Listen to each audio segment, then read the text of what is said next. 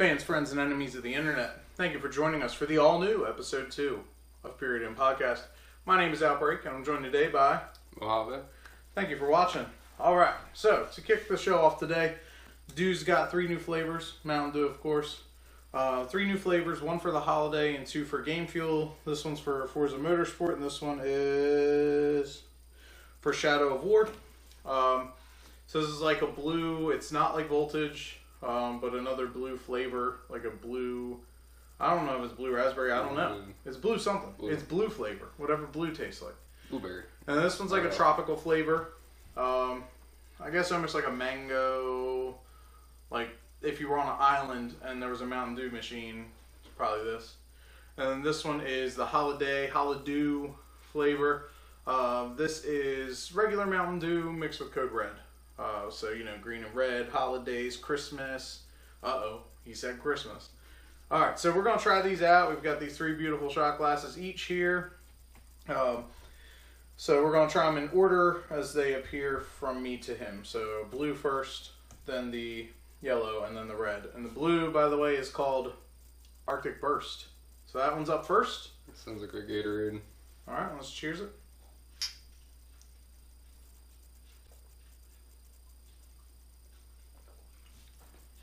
As you can tell, I'm drinking this out of my Baja Blast Taco Bell Vegas shot glass.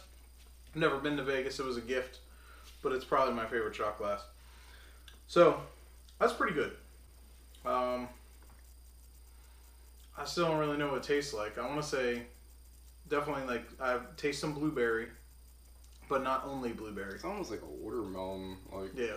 Like it's odd. It's an odd... It's like a blue watermelon. A blueberry watermelon. Yeah, it's good though.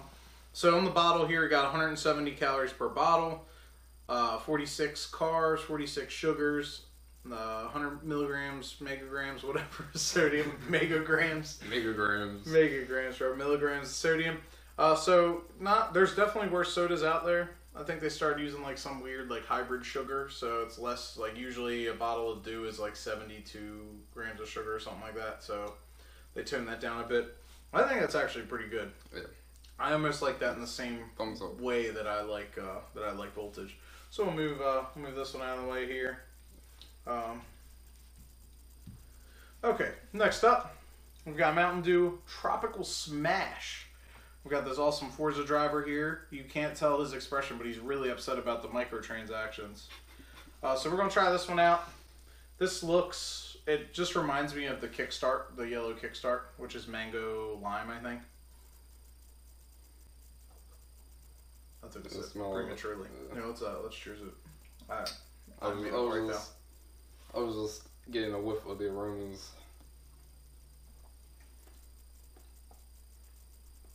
I like that too. That's pretty good.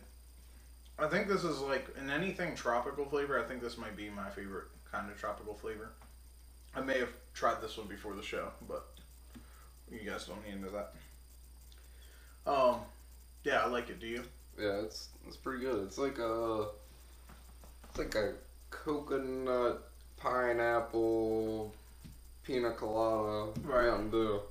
I feel like, so they did yellow game fuel before, and I feel like last time I didn't like it, but I do enjoy this. So I don't know if it's the same flavor and maybe my palate has just changed, or if this is a totally new flavor, but I do enjoy it, and this is still a game fuel, so I'd have to check. I have a collection of Dew, so I'd have to look at the can and see what we got. And then last, we have Holiday Brew. I really don't know why they didn't go with Holiday. There's serious missed opportunities there. Missed opportunity. So, but yeah, it just says Dew and Code Red, the ultimate holiday blend. I prefer eggnog, but that also sounds delicious. Oh, and same facts on the bottle of the other one. I think 5 milligrams difference in sodium. These have codes on them too. I don't know. That said it has like orange in it. Okay. Every 60 seconds you could win an Xbox One X. So that's pretty dope. I'm gonna have to abandon my diet for that. All right. So lastly, we've got the Holiday Brew. Let's go ahead and cheers that. Bam.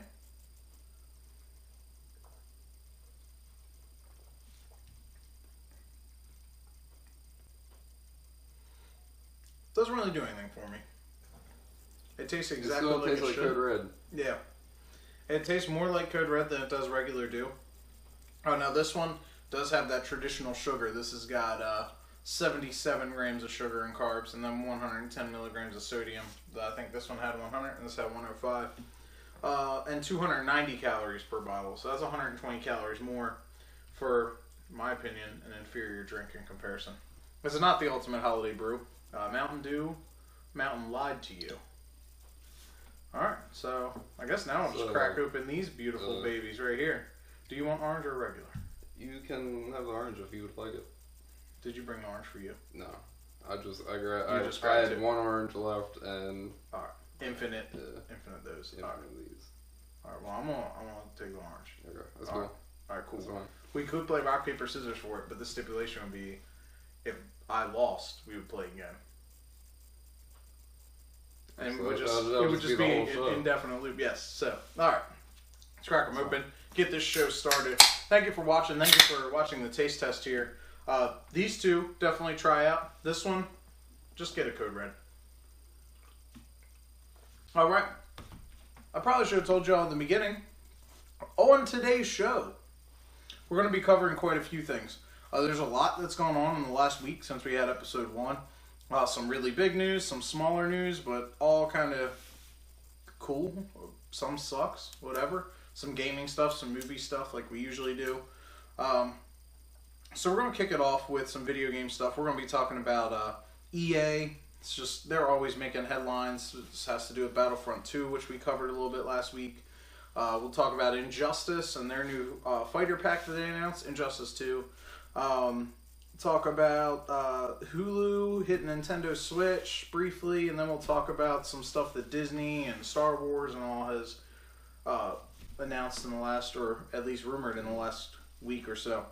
So for starters, we'll get down into EA. So EA, Battlefront 2, all this backlash because they've got all this stuff going on, and like they're just the microtransactions. They're trying to nickel and dime people. Yeah. So what the story was, EA, they made Darth Vader. It's an unlockable character. It's like, I guess, like the very last character you unlock. I didn't play Battlefront 2, so I don't know 100% of everything. I could be a little off here, but it was, you had to get to level 70 or pay $70. It was something like that. Yeah. And the community just went ballistic over it because they had like a community manager defending their decision. They're like, we want people to feel accomplished when they're getting in-game content. And then they just have like, oh, you know, swipe and you get that in-game content instantly. So I understand the frustration. It's justified for sure. It's the price of another game to get one character. Right. And I think like some of the biggest names on YouTube are getting into this. Like Boogie2988's covered it a lot. Jim Sterling, who's hilariously just trying to take EA down. He's just cutthroat. Right. I mean, he's always been like that, but he's probably done 20 videos about microtransactions in the last like month. Like he just keeps covering them. But then like Angry Joe Show, who's really awesome. His reviews, everything's really solid from him. He actually had an interview, I haven't watched it yet, but with like somebody from EA. Because I remember he was posting on Twitter about trying to get people to say what questions they wanted to ask and stuff like that. And then just maybe today or yesterday, he released another video, like a message to EA. Or maybe it was just a tweet, I'm not sure. But like a thing like, please like fix the microtransactions. So that conversation must not have gone the way that he wanted it to, I'm assuming. But yeah, so really the whole topic here, the pointer is that they had the most downvoted comment in Reddit history. Reddit's huge community. And I'm going to read, I was getting my phone set up, I have the screenshot of it here. And I don't really think this was... It's not like what they said. I mean, obviously this whole situation's all messed up. But I think it's just like everybody decided, let's just make this the most downvoted. Like, let's show EA that what they're doing is messed up and we're not supporting it. So EA Community Team is the Reddit username, said, the intent is to provide players with a sense of pride and accomplishment for unlocking different heroes. As for cost, we selected initial values based upon data from the open beta and other adjustments made to milestone rewards before launch. Among other things, we're looking at average per player credit earn rates on a daily basis, and we'll be making constant adjustments to ensure that players have challenges that are compelling, rewarding, and of course, attainable via gameplay. We appreciate the candid feedback and the passion the community has put forth around the current topics here on Reddit, our forums, and across numerous social media outlets. I didn't read that right. Our team will continue to make changes and monitor community feedback and update everyone as soon and as often as we can. Now, at the time of this screenshot, which I didn't take, I grabbed it off of a website, it had 394,000 downvotes, which apparently is Reddit history, the most downvoted comment ever. That's a lot. And I think, really, like, I can understand why people are downvoting it. I don't think what they said was, like, disrespectful or blatant or anything. It just sounded very, like, beat around the bush. Like, it sounded very, like, they were just avoiding saying, like, we messed up or anything like that. It's just, they tried to defend it. They're taking, like, the Goodell route. Like we know we're wrong, but we're just going to keep training forward. Now, I will say, this was posted a few hours ago on IGN. I don't have the direct link or anything, but I just jotted it down. They're cutting the reduced cost by 75% on all heroes. So if you said he was like $60, $70, that's Vader, what I heard, yeah. 75% off that would put him at like $15 or something like that. Still, that's like a phone game that you would download for free, which you would pay for a premium character. But if it was like, my personal opinion, no more than like $5. Something like that, it's understandable. I think if you're gonna make it, I feel like if you need to make it paid content, like Rainbow Six, I think did a good job at that because everybody, like, you could pick which operator you got for one, which you probably can here too. But every operator had their own like advantages and disadvantages. There weren't any that were like completely elite. Like if you had them, you were just killing everybody. Whereas I could see how a Darth Vader or Luke Skywalker may be imbalanced. And I didn't play enough of the beta to know. I never encountered either character when I was playing the beta. I don't even think they were in the beta. But, you know, like in that case, obviously if you have a Boba Fett versus a Darth Vader, like the Darth Vader's probably going to kick more ass because he's going to be on the ground just mauling over dudes. With Boba Fett, you got to aim. You might have your rockets for distance, but like from gameplay I've seen of Darth Maul and stuff like that, like the Jedi's just destroy everything, and it's like nobody's even focusing on the gameplay of those, so of like Han Solo and whatnot. So there's probably an advantage to having those elite characters and making them more costly for absolutely no reason, and such outrageously more such an outrageous increase in cost. It's just not warranted. It's not necessary. It's really just a FU to the fans. Just 2 middle fingers and $70. Yeah, I mean it's just odd as it's all playing out. It's a Disney game, you know, Marvel, Star Wars, Lucasfilms, Disney. You see what Disney's doing to these movies, these Star Wars movies, and the same things pretty much happen in the games, more or less. Well, absolutely. But EA's always been known for doing sketchy stuff, like with their Ultimate Team in Madden. I won't even buy Madden anymore. I know we've talked about it before in previous shows and whatnot, or just in previous talks. Like, EA's always been known for, like, nickel and diming. And apparently they just bought Respawn, the developer. We're not really going to cover that, but they're the people who created Titanfall. So that means Titanfall's probably doomed because EA owns them and they're going to kill them just like they did Visceral and all these other studios that they've purchased in the past. So, moving on to something cooler, in my opinion, way cooler than spending $70 on Vader. Injustice 2, NetherRealm Studios game, announced their new Fighter Pack, Fighter Pack 3. It launches in like mid-December, I think the 12th or 13th, just in time for Christmas. So the trailer was cool. They announced it like a fighting championship thing, pretty fitting. Trailer started off, had the Atom, which everybody knew was going to be in the game. He's pretty cool. He can shrink like Ant-Man if you're not familiar with the DC universe. And then Enchantress, who was in Suicide Squad, movie of the year. Just kidding. And she looks way different than Suicide Squad. Much better, in my opinion. And then, bam, Sai hits the ground. It's like, what's going on? Who's it going to be? Everybody thought it was Melina from Mortal Kombat. Boom. Ninja Turtles. Not just Raphael, all 4 of them. And Raph says something, or one of them, I think maybe Leonardo, says, like, we fight as a team. So everybody thinks they might do, like, a tri-board kind of thing, where, like, it's one, like, character, but you can toggle between them or what have you. Nonetheless, still pretty cool, in my opinion. I think it's awesome. Batman and Teenage Mutant Ninja Turtles had 2 team-up series in the last couple years. So it just seems fitting. I mean, Teenage Mutant Ninja Turtles, well before even the movies, were comic book characters.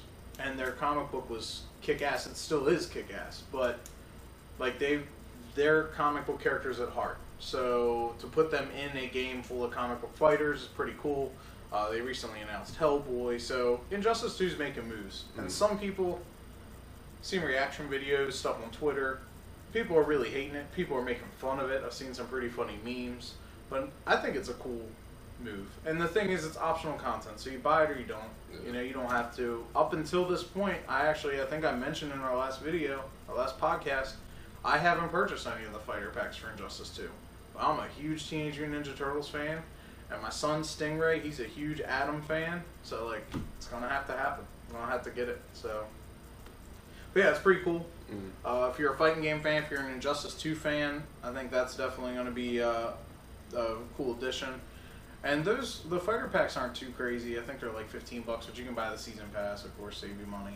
But in a fighting game, I think it's worth the money because a new fighter can change the gameplay so much. But in other games where they have all these add-on contents and all these DLCs, it's not really you're not really changing the gameplay. You're just paying for nothing really. Fluff. Yeah, you're paying for skins. Sorry, Overwatch. All right. Next, Cuphead. You heard of Cuphead, I'm sure? I know, yeah, I know about the Cuphead. Cuphead's great. The Cuphead devs said the Cuphead's guaranteed to return, which I think all we've seen lately in the gaming industry is just negative stuff, just bad news, microtransactions, loot boxes, studios shutting down. I think a developer like Cuphead's developer, I don't know their name, shoot me.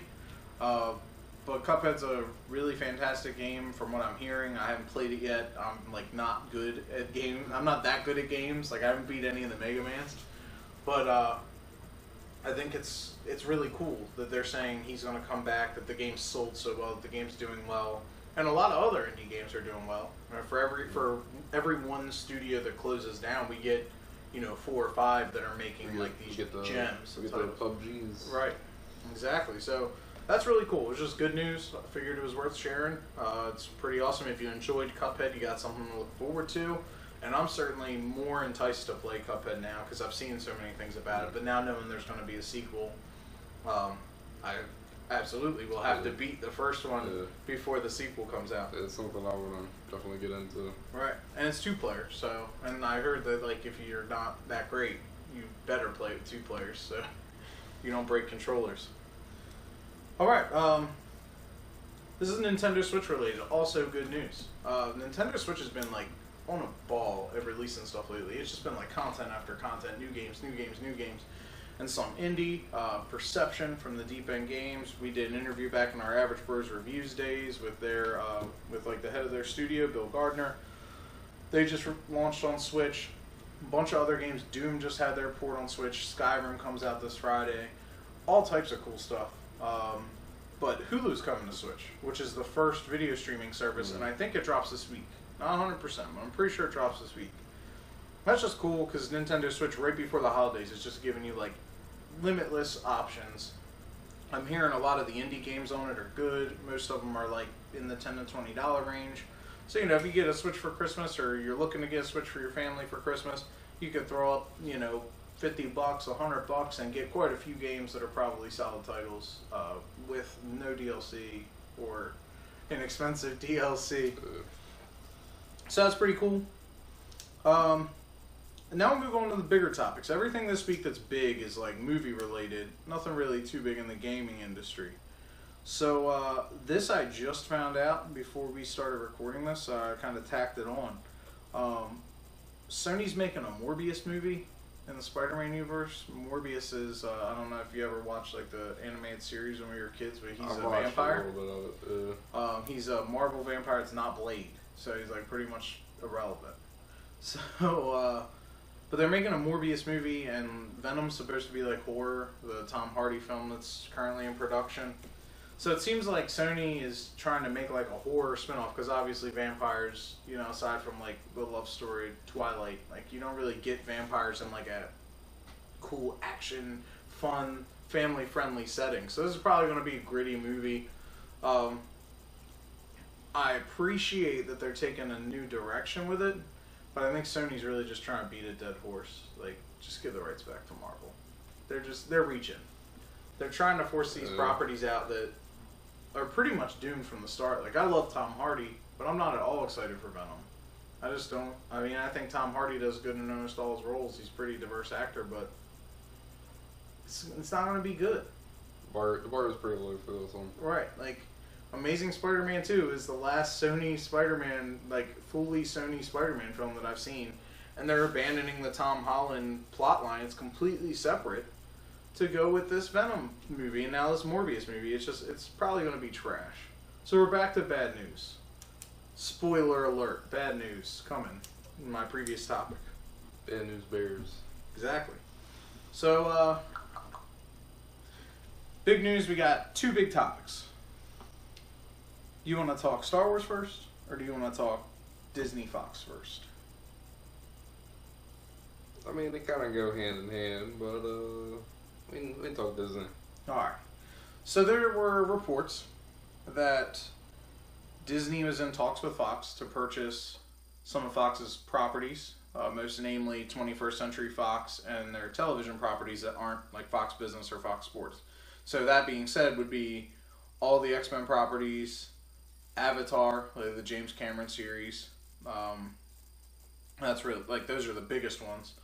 But Disney owning 21st Century Fox would be, I think it would be awesome to see the X-Men universe with the Avengers universe, but it would just make, you know, in our last show we talked about them asking for higher ticket prices or higher ticket revenue for Star Wars. Like, they're trying to become like even more of a monopoly than what they already are. Like, it's crazy. Right. I mean, you gotta think, they own Lucasfilms, they own Marvel. Yeah, it's absurd. But, you know, a long time ago, I may have said it in one of our average broadcasts or something. Yeah, I said I feel like it would just make more sense. Because obviously they've talked with Fox and they've never worked out a deal to share the license. So I said it would just make more sense for Disney to just buy them. Because they could buy them and get change back. Like, Disney is the all-powerful, you know, like, they are the supreme company. And they can take shots like that. They can make moves like that. And it's not going to hurt them. It's not going to be any sweat off their back. So, I don't think it's going to happen immediately. Usually these deals take forever. Like, I remember when Apple bought, like, Beats by Dre, that was, like, a long time. Like, you saw reports about it way before the deal was ever settled, and I feel like that was even one of the quicker ones, but it still took what felt like ages. So this would probably take a long time. I mean, we're probably still going to get another, you know, Avengers plotline, Avengers villain before this ever happens. But it makes sense for Disney to do it. And it really does. But I have really negative feelings about what it would mean for the movie industry, the film, even TV industry, with their streaming service coming out, with them having that many licenses, like Avatar being so big, it was one of the biggest movies of all time, and all these other licenses, like Deadpool is huge, you know, highest grossing R-rated film of all time. Like, Disney inheriting all that, even though some of those properties should belong to Marvel, it's not going to be good considering where these talks are going of, we need this much more, we need this much more. You know, we're breaking off of Netflix, who was, you know, their Marvel properties with Netflix are wildly successful, but they said, no, it's not good enough. Now we got to do our own. So they're just going to get more and more money hungry. We're going to see the little man dwindle down. We're going to see really essentially what's happening with the games industry. They're all going, you you just said it a little bit ago. They're kind of going in that direction where it's going to be like the elites, your EAs, and your Activisions, and then everybody else is a Cuphead developer. Yeah. It's really sad. Would I like to see an Avengers versus X-Men movie? Hell yeah. Do I want to see the effects of what it's going to do to my local, mom and pop movie theater down the road? Hell no. So, yeah, I don't know. But I've seen stuff saying the talks are done. I've seen stuff saying the talks are still, they're still at the drawing board. So who knows? Disney could say, the talks could have been in the works for years, and Disney might have just said, hey, nobody needs to find out about this, and we might see, Wolverine in the end credits of Avengers 3, but who knows? When you have that much money, when you have that much power, it's pretty easy to keep stuff under wraps. They did it with Episode 7. J.J. Abrams had that shit on lock. Like, he had to sign a waiver, Kevin Smith had to sign a waiver just to walk on set. He talked about it. So, yeah. We'll see. The only thing he posted was a tear rolling down or something. That's the only thing we've seen of Kevin Smith about that. Probably 500 yards away from the entrance of the the entrance to the office. At a minimum. Right. He had to be across state lines before he could post anything. Not even just Star Wars related, just anything at all on Twitter. You can't post anything on social media. All right. So now we're down to the final topic of the show. We are talking about Rian Johnson, the director and writer of Star Wars Episode 8. Disney just announced that he will be helming a new Star Wars trilogy after 9 concludes in 2019. Now, this will be completely separate from what's going on, and that leaves a lot of questions, because it's not going to be a Rey story, it's not going to be a Skywalker story. The rumor is it's going to be all new characters, something we haven't seen before. Yeah. Now, I think the most important question, probably a pretty obvious answer, in my opinion, is it going to tie in at all to the saga that we have now? And I think the obvious answer is yes, in some way. It might be a few characters here or there, make cameos, or get a few tie-ins, something like that. Yeah, absolutely. I think that's pretty much a guarantee. That you'll see even a descendant of someone or a family, like a descendant of, the Calrissian family or something like that. Like, you're going to see something to hark back to the original saga. You'll probably see familiar places, maybe a Tatooine or something like that. So I have a couple, my biggest questions are, number one, now Rian Johnson is most famous for Looper, the movie with, I think it's Joseph Gordon-Levitt and Bruce Willis. Pretty solid film. But not comedy or anything. But my biggest question was, are they going to Marvel it?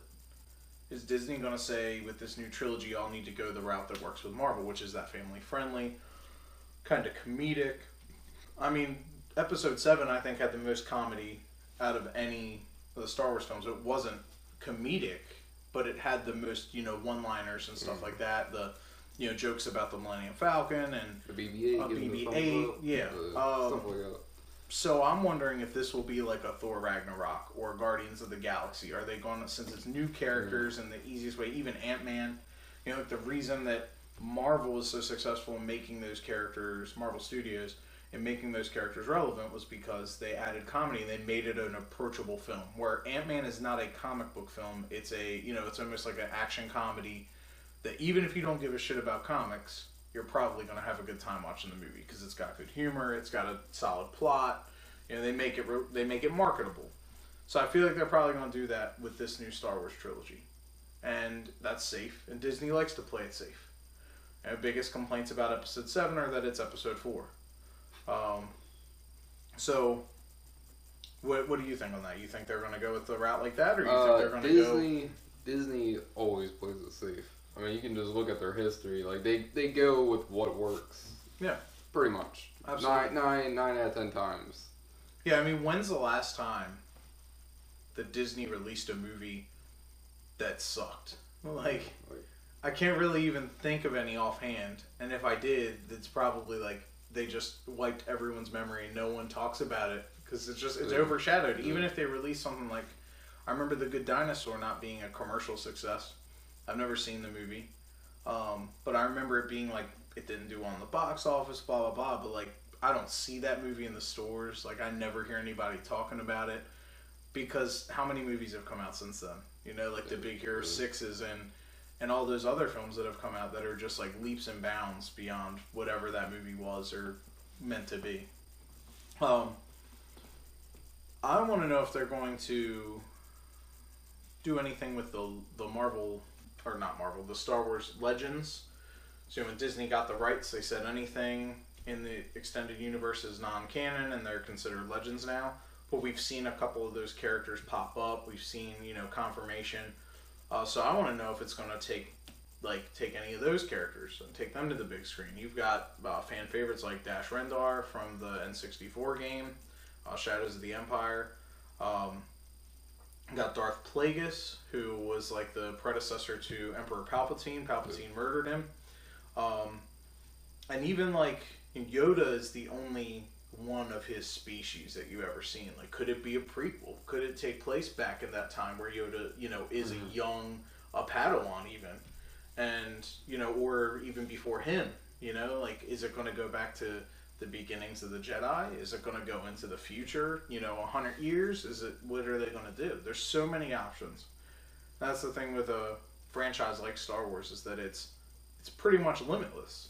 It's a whole different galaxy. It's a whole different cast of characters and planets, and so much is left to the unknown. They could just make up a whole new thing, whole new planets, all new everything. So another direction you could take us, which I know you had it in your notes here, was, is it too much? Are we getting too much Star Wars? Is it oversaturated at this point? Which is like almost what's happening. We're getting a Star Wars like every year at this point, which is a lot. But I mean, you could argue the same thing about Marvel. Like, we're getting 3-4 films a year, it seems like, but nobody's complaining about that. So I guess it goes hand in hand. I think there's got to be a peak.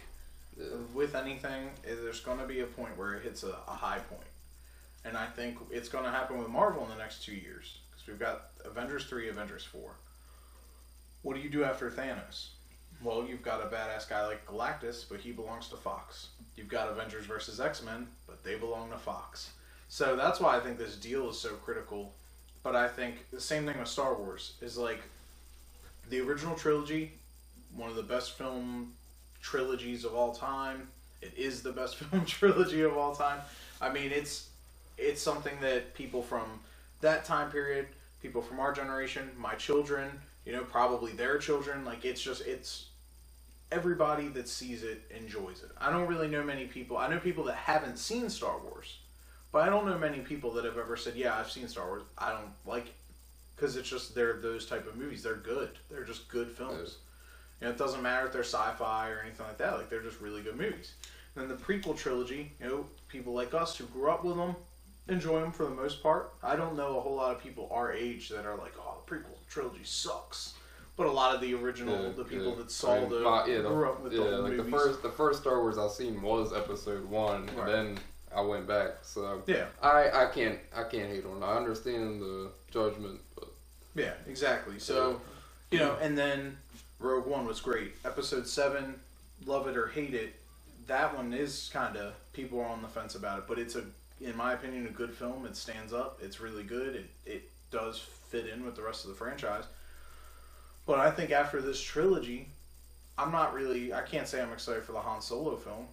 And even with this new trilogy coming out, like, if they would have announced that before Episode 7, I probably would have been on board. Like, oh, hell yeah, brand new Star Wars. But, like, now, I'm kind of ready for it to conclude. When we got Episode 3, I think we were ready for it to conclude then. But then they did the Clone Wars, and they did games and all this other stuff. You had the Jango Fett game, and you had Knights of the Old Republic and all that stuff. So they kept it going. The Star Wars hype train never fully died. There was always a fan base that had content coming out, books, comics, everything. But now with the film trilogy, like, this is just them trying to milk it. And while it's probably going to be good, it's not really necessary. Like, you gotta let it die at some point. Like Ghostbusters, great example. I actually enjoy the all-female Ghostbusters from last year or the year before, but that's neither here nor there. It didn't need to be made. It was unnecessary. I thought it was funny, but it definitely didn't feel like the original two Ghostbusters. It's nothing like the original two Ghostbusters. And it's just, they were just trying to take that franchise and milk it. They could have changed up the story and made it a different, like, base topic and done the same kind of, like, chick comedy kind of thing, and it would have worked just the same. That formula still would have worked. Yeah. But they had to tack on the Ghostbusters name and piss off those diehards that grew up with it and love it and cherish it. And, you know, I can totally differentiate. I can agree that watching Ghostbusters 1 and 2 and then watching Ghostbusters Answer the Call is not, they don't feel right. It doesn't feel right comparing them together. And I feel like that's how it's going to be with the new Star Wars trilogy. They're going to change something about it. And Episode 7 was a lot like Episode 4. Almost exactly like Episode 4. But it still felt like Star Wars. Rogue One still felt like Star Wars. But I think the Han Solo movie is going to probably be the first hint of them losing sight of that. Because even like it's already been in kind of like development hell.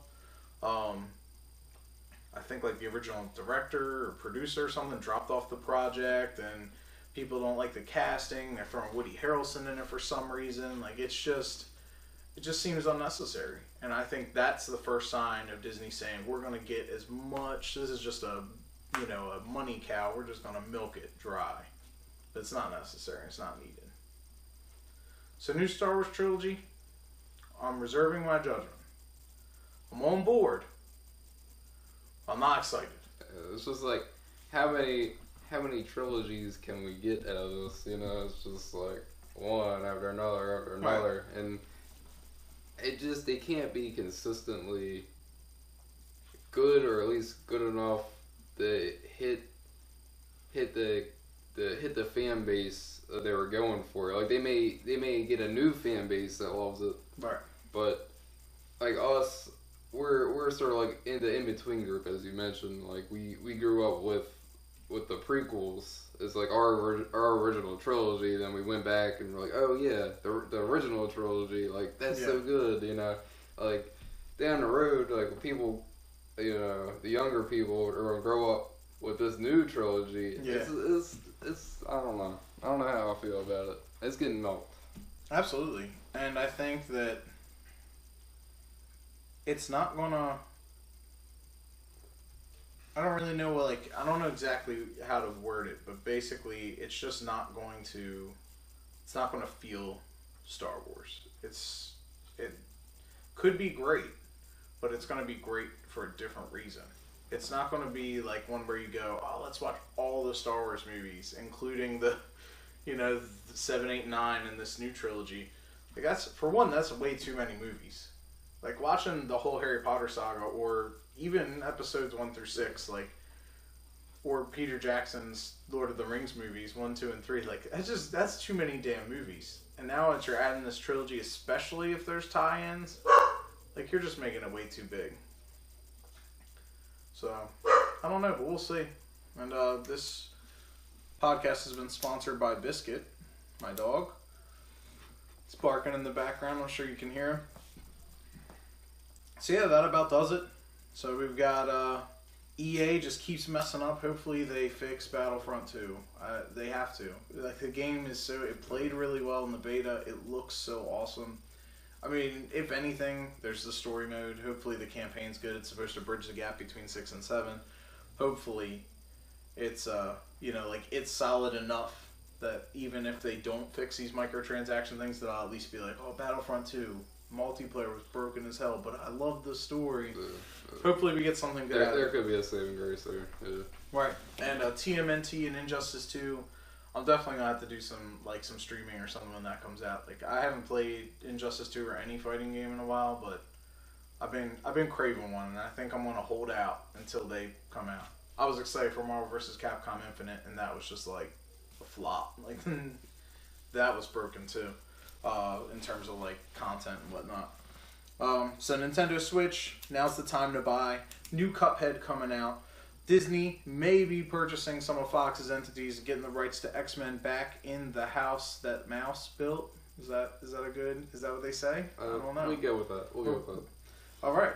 And then Rian Johnson is going to be helming a new Star Wars trilogy, completely separate from the 9 films that we already got. So, and that's not including the 17 TV shows, 196 comic book series, and everything else. So thank you for watching. Again, Mountain Dew, they didn't sponsor us, but these 2 new flavors, the Game Fuels Arctic Burst and Tropical Smash, are pretty dope. The Holiday Brew is just Mountain Dew and Code Red. Drink either or. They're not really that great together.